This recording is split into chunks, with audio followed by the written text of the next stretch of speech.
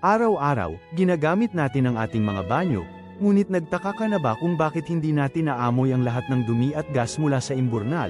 Kung wala ito, ang bawat banyo ay magiging impyerno sa ilong, puno ng nakakapaminsalang amoy at posibleng sakit.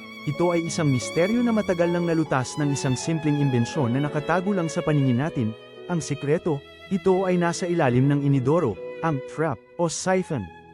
Isang hugis yun na tubo na laging may laman na tubig pagkatapos mag-flush. Ang tubig na ito ang pisikal na pumipigil sa masasamang gas, tulad ng methane at hydrogen sulfide, na umakyat at kumalat sa ating tahanan mula sa sistema ng imburnal.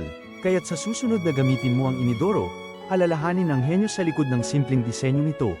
Salamat sa U-Trap, hindi lang tayo ligtas sa di ka nais-nais na amoy, kundi pati na rin sa pagkalat ng bakterya at sakit na dala ng mga gas na yun. Ang tubig ang ating tahimik na bayani sa banyo, nagpoprotekta sa atin araw-araw nang hindi natin namamalayan.